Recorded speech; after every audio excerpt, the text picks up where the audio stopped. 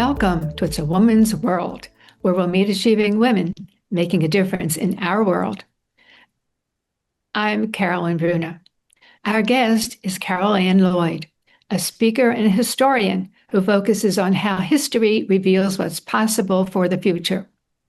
Carol Ann loves looking at women in history, especially in Shakespeare's plays, and thinking about the lessons they teach us about our lives today.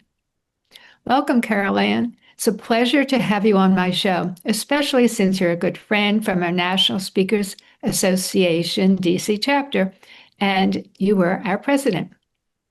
Thank you, Carolyn. It is delightful for me to be here with you. I really appreciate the opportunity to join you. We are delighted to have you.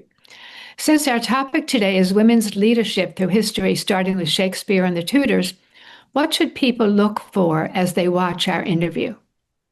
Well, one thing I think is important is that we often forget how much leadership women were exerting during history. They may not have all been queens or held high fancy positions, but women were doing a lot of the work of leading in everyday lives. And this is true in Shakespeare's plays as well.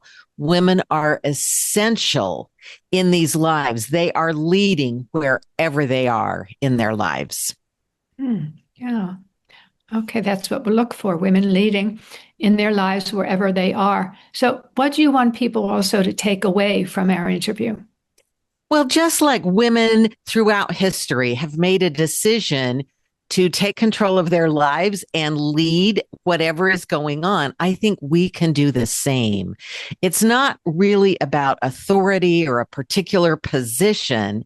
It's about our decision to lead from our values, to do what we believe is right for ourselves, our families, our communities, and those around us. And I think we can really gain that perspective when we look back in history. Yeah. But you have such a love for this history, especially Shakespeare's times. I'd like to ask you, how did you get interested in British history? Do you have any mentors? Well, I should say two of my mentors are very important to me. My mom, who taught me to love reading and to love reading about all the past in all kinds of history. She just loved history, particularly Greek history. She just had history everywhere in our house. And my grandmother, Grandma Helen, who not only taught me to continue to love history and pursue history, but saw in me a spark of interest in Shakespeare. And she gave me her copy of the complete works of Shakespeare that she had taken to college. So I took the same book to college with me, and I was making my notes on the same pages where her notes were in her handwriting. And so my mom and my Grandma Helen were really my mentors in finding joy and power in history and Shakespeare. Wow. You had history there in your own family. Yes. You were able to bring it with you to college. That's wonderful, really. Yes, yes. Which historic woman got you started in this history? Well, I was watching TV with my mom, PBS. We were a big PBS family, and it was The Six Wives of Henry VIII. And the episode was about Henry VIII's second wife, Anne Boleyn. And she was telling off the men around her and telling them that she was the queen and they couldn't treat her that way. And when I saw a woman from history speaking that way, I knew I had to learn more. So Anne Boleyn was the one that really got me interested in history. She does stand out. I know that when I was reading Shakespeare and learning about it in school, I do remember her name a lot. I know that Henry VIII had a lot of wives. What were the other wives like besides Anne Boleyn? Well, it's interesting. He had 6 wives, which is more than any other monarch of any country in history. So he really won the record for wives. His first wife, Catherine of Aragon, was devoted, devout, as was Anne Boleyn. People sort of misunderstand that about Anne Boleyn. Anne Boleyn was very religious, very devout. And those two women were incredibly well educated. They were intelligent. They were strategic, but they did not give him a son. That's what he really wanted more than anything, was a son to carry on the Tudor dynasty. His third wife, Jane Seymour, gave him his son. She then died, possibly from food poisoning after childbirth. He married Anne of Cleves, a German princess. He didn't care for her particularly. Then he married a young cousin of Anne Boleyn, Catherine Howard. And like Anne Boleyn, he became suspicious of her. And like Anne Boleyn, Catherine Howard was beheaded. He actually beheaded two of his wives. His final wife, and by that time it would have been a really brave decision, I think, to marry that man who'd beheaded two of his wives. Catherine Parr was also devout and extremely intelligent and managed a lot of the politics they were pretty extreme factions growing during the final years of Henry VIII's reign. And she was an extremely intelligent woman, very strategic, and managed all of that. So all of the wives in her own right, each wife did extraordinary things in addition to being married to Henry VIII. I remember hearing about that musical called Six. Yes. I've never seen it. And if it ever comes around again in the Washington area where we are, I'd love to see it. Did you see it by any chance? I have seen it a couple of times. In fact, I saw it in London and also in New York in its Broadway debut. It is really fun. It is not historically accurate. It is not intended to be a history lesson, but it is a playful fun. There are real elements of history woven into the story and into the songs. And then some songs are just completely not historical. So don't go for a history lesson, but for lots of fun and to get the spirit of these women, it's great. Yeah. It sounds good, though. I would like to see it. Yes. So besides his wives, what are some of the other women that you're interested in?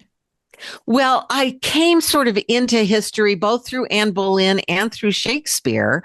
And so Shakespeare wrote during the time of Anne Boleyn's daughter, Elizabeth I. And I'm also very interested in Elizabeth I. She was the second crowned regnant or ruling queen of England.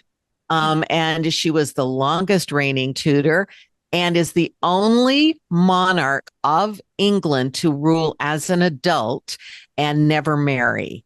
So she's fascinating to me as well. The decisions she made, the way she ruled the country. And one of the things that really makes her stand out is her ability to select brilliant advisors who are completely loyal to her and yet tell her what she needs to hear, not just what she wants to hear. And that really helps her throughout her reign. So she's another one that I really enjoy learning about. Wow, yes. And we read a lot about her as well. And I know about the never marry. You wonder why. Yes. Well, I guess giving up her power would have been too difficult. I don't know. Yes, she would have had to, in those days, the husband was thought to be the head of household, certainly, and she would have lost a lot of power through marriage. So I think that was a big part of it. You told me actually you're working on a book about Anne Boleyn and another important woman. Who is she? Yes. So I am looking at the history of courtly love. Anne Boleyn certainly is known for playing that game, but a lot of courtly love. And the person who is sort of considered to have brought it to England is Eleanor of Aquitaine. And she is another of my favorite women in history. Although she was married to the King of France, she was a young girl in France, Duchess of Aquitaine. When her father died, she inherited the title and the land and the wealth. She becomes Queen Consort of France. And that doesn't really work out exactly the way she or her husband thought. So she agrees to an annulment and within 8 weeks manages to get herself married to the man who would become King of England. So she is also crowned Queen Consort of England, and throughout her life manages politics and the men around her in just fascinating ways.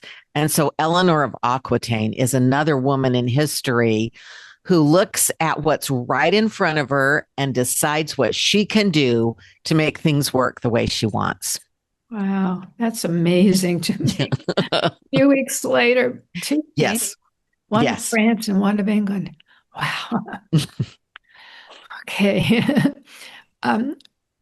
We've been talking about these kings and the wives.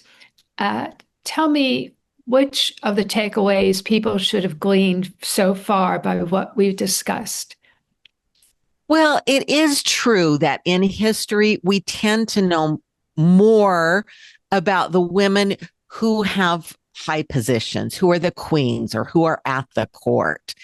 But we can also learn some of the same lessons that even though we might not be royalty or at the head of some very, very, very wealthy family, one of the things we can learn from these people, these women are also real people who have family members, who have challenges, who may have illnesses, that they are willing to step up and take responsibility for their actions, that they will act without always knowing exactly what the outcome will be. They will take calculated risks and they will take responsibility. And I think that is something that in our lives today, we can make those choices as well, that we will take actions and reach out and get involved in our lives, in our communities, and not just wait for opportunities, but make them ourselves. So getting involved, taking actions, putting that on ourselves, accepting it on ourselves. That's just as important as what the men do, their decisions and things. Yes. Yeah. Yes. Great. Yes. Sounds wonderful. I think, Carol Ann, we're going to take a small break now. Let's break for a short public service announcement, and we'll return with Carol Ann telling us more about women's leadership through history. When I was 10, my mom got deported.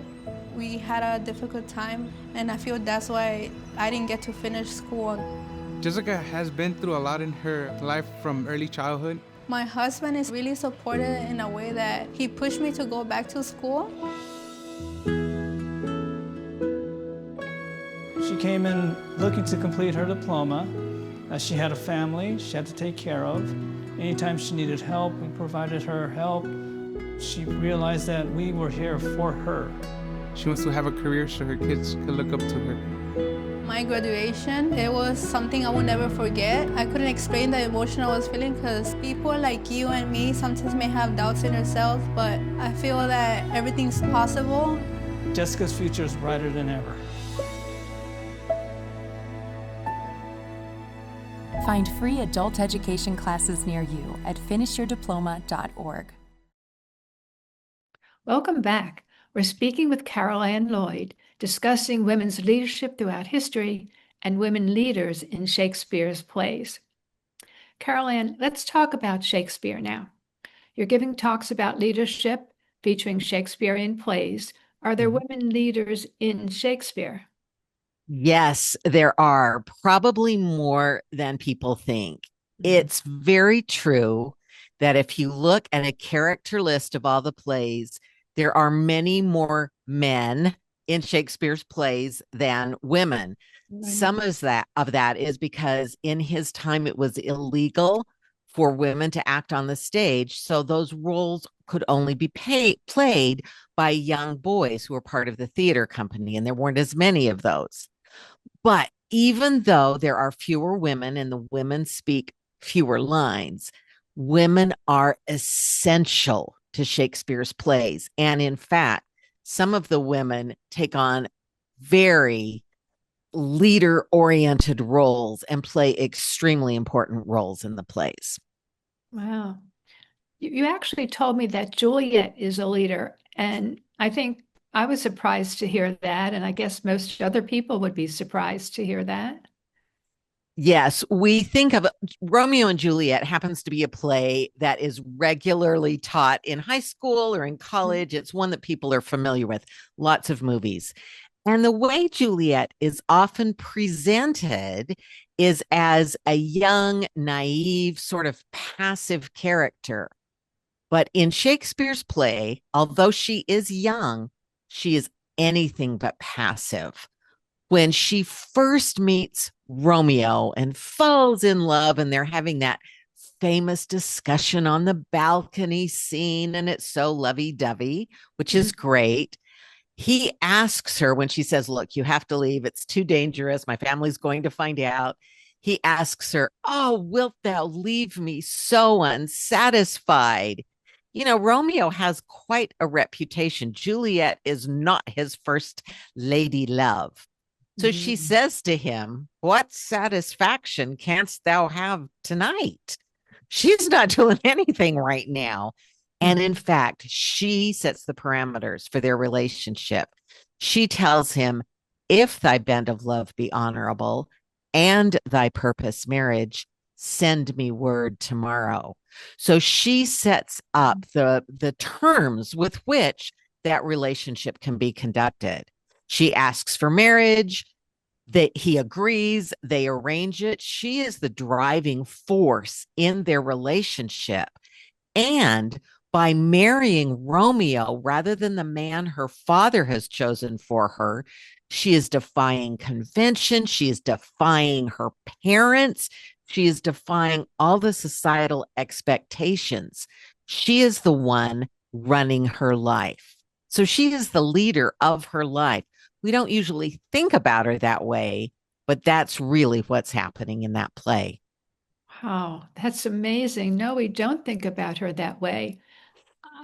I I'm speechless. Yes, I have to reread that because when you're saying it now, I remember those parts, but didn't give that much of a weight to those particular words that she was saying. That's wonderful. Yeah. Who else is a woman leader? Well, we have some queens like Cleopatra.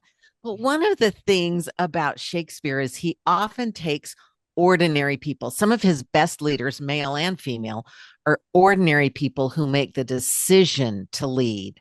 So another of my favorites is Beatrice in the play Much Ado About Nothing. And she is in a situation where her cousin is accused by the young woman's fiance, and the prince, the ruler, the head of the army, also accuses Beatrice's cousin, whose name is Hero, of betraying her fiance. And they are sure she's guilty. And yet Beatrice stands up for herself and for her cousin. She believes her cousin, and she is strong about that. She tells anyone who asks her. And when Benedict expresses his love for her and says, what can I do for you? Her first thought is, defend my cousin. So Beatrice is standing up against the men who have the legal, the political authority, and standing up because she believes her cousin. And that is also leadership, to stand up for what's right, to stand up for the people you believe in. It's a comedy. There are lots of funny scenes, but at the heart of that play is a woman who is the leader. And it turns out she is the one who can see the truth. She is right. But even before that's been proven, she is standing up for what she believes. It's extraordinary. Wow. Yeah. Isn't that play a comedy, one of his comedies? It is. And we might not expect such a serious topic in a comedy. But in fact, in the comedies, we often see women who are, again, not following what society expects of them. And Shakespeare creates an environment where women can do that. Just like Juliet chooses her husband, which was really not allowed at the time, Beatrice turns down offers of marriage, which is very unusual at the time, and ends up choosing to marry Benedict. The women in Shakespeare's plays are often choosing their own husbands, again, leading their own lives. That is very uncommon in the time and in other plays of the time. So Shakespeare's giving his women characters all kinds of opportunities to be leaders. Wow. Yeah, I never thought of that. And you say in a comedy, you don't look for that heavy leadership from a woman. We just Right. concentrated on it's a comedy and the fun part of it. Gosh. Right. And basically, I thought Shakespeare didn't like women and wrote about weak women. Well, in his plays, there are strong men and weak men. And yes, there are strong women and weak women.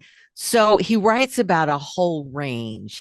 And because there aren't as many women, because they don't have as many lines, and because of the ways sometimes they are interpreted on stage or on screen, you kind of get the idea that the women are weaker. But if you look at what's actually happening in the plays themselves, there's a great example in a play that's not one of his greatest plays, quite frankly. Measure for Measure, not very popular, not often performed, but there's a character, Isabella, in that play who stands up for herself when the leader of the town, he's a temporary leader, but the man in charge of the town, Angelo, tells her that he'll free her brother. Her brother's been arrested. He'll free her brother if she sleeps with him. And she stands up to him and says no. Then he threatens her that he'll kill her brother if she doesn't. She says, I'm going to tell everybody what you've said to me, what you're trying to do to me. And he says to her, who will believe thee, Isabel?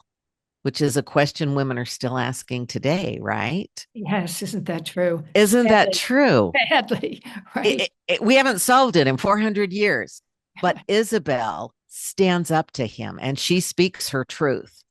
And it's a remarkable moment in the play because she calls him out in public and, you know, there's no guarantee it will go well for her.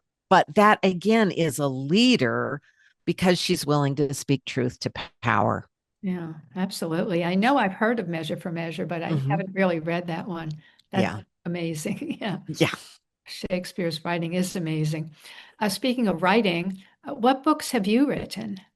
Well, I've written a couple of books. One is called The Tudors by Numbers, and it looks at the Tudor dynasty through some statistics. For example, two women in a row, Mary the First and Elizabeth the First, ruled back to back.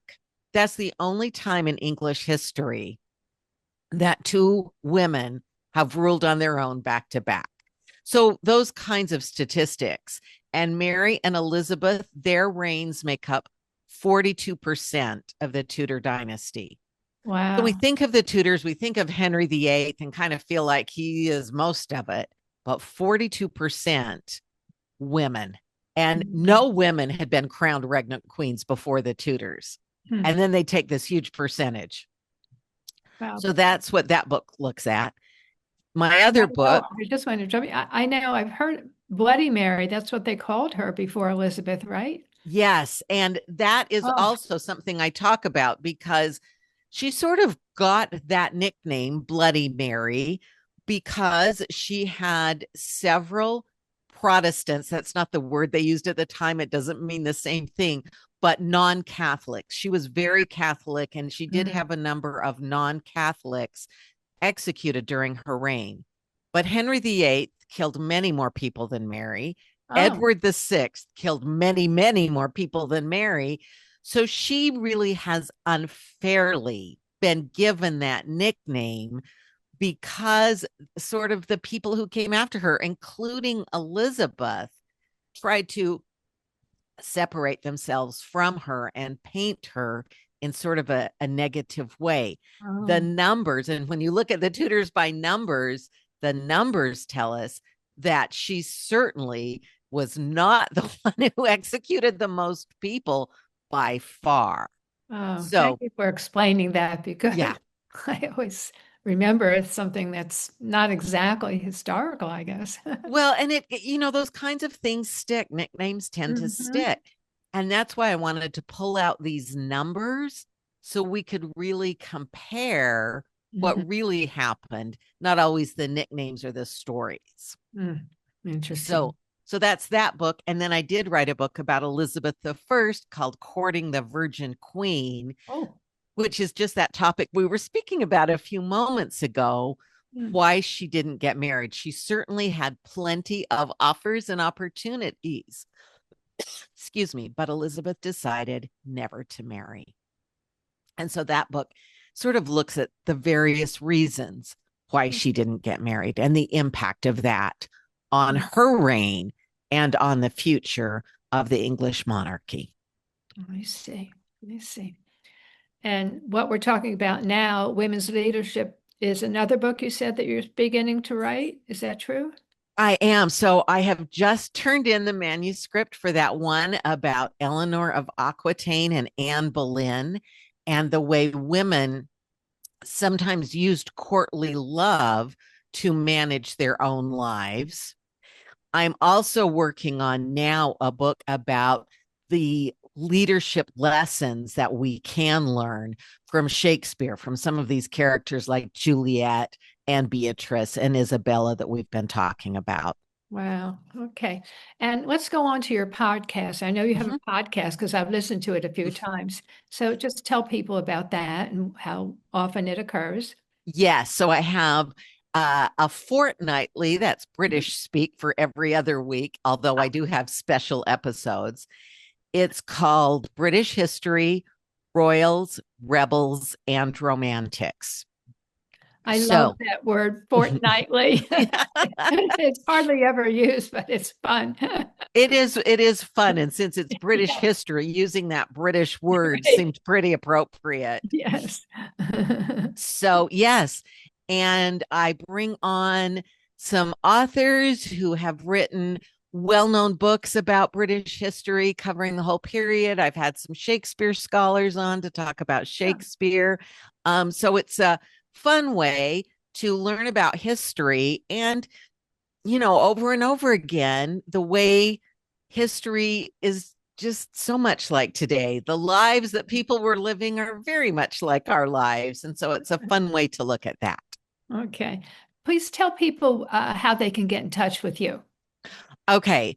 On social media, I'm at Shake Up History. So there's a little Shakespeare in there with Shake Up and then history. And my website is carolannlloyd.com.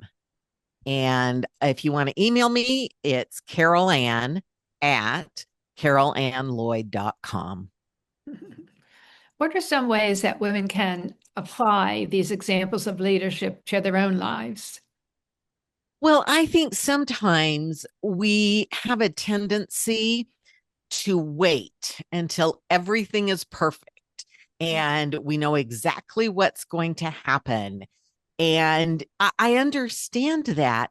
But one of the things, if you look at someone like Juliet, she was taking control that society did not want her to have of her life.